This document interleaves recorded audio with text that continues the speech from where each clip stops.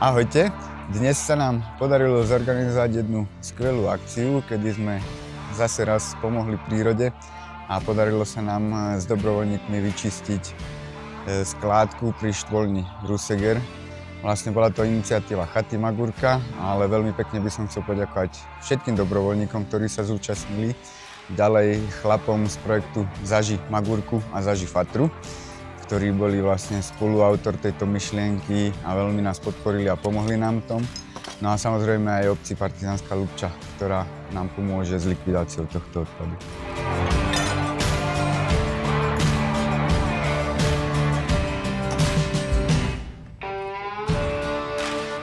No, je to veľa horšia práca ako tá v tej Tisine v Harmaneckej.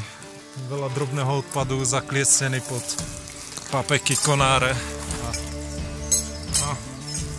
Nie je to bohvie čo práca. A oslavujeme vínom.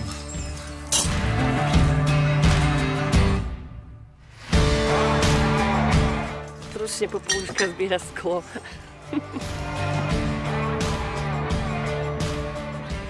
No, je to tu masaker samozrejme. Odpad všech dob. Asi taký 200-ročný.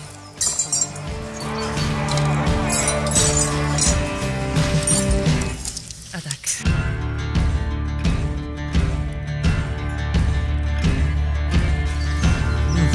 Pizza to nedá, ale fľaša je pekná.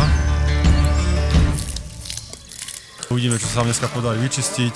Každopádne to vyzerá na opäť skvelú skupinu ľudí.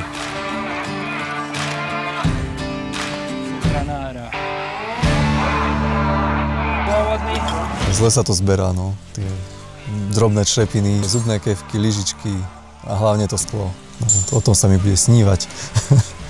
Do budúcnosti by sme sa mali poučiť a takéto veci nezahadzovať. My tu bývame, takže väčšinou pracovne, ale tým, že sme blízko v prírode, tak je strašne ľahké vybehnúť hocikde. Krásny deň vyšiel, pozbierali sme, čo ja viem, možno aj pol tony. Treba to určite zbierať, lebo aj keď je to vlastne náušný chodník a keď sme sem prišli aj s kamarátmi alebo so známymi, tak všetci sa čudovali, že tu je aké smetisko a teraz už dúfam, že to tu bude pekné a príroda ako má byť.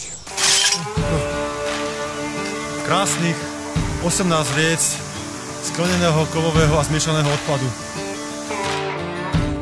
Veľmi pekne ďakujeme všetkým 11 dobrovoľníkom, ktorí sa zúčastnili tejto nádhernej akcie, ktorí cez slnečný deň boli ochotní stráviť svoj voľný čas čistením odpadu. Čo nás o to viac teší, tak boli na brigáde prítomné aj deti, ktoré sme takto naučili, ako sa správať v tej prírode a naozaj si to mohli sami vyskúšať, že naozaj ten odpad patrí do smetného koša a na zberné dvory a nie do krásnej divokej prírody.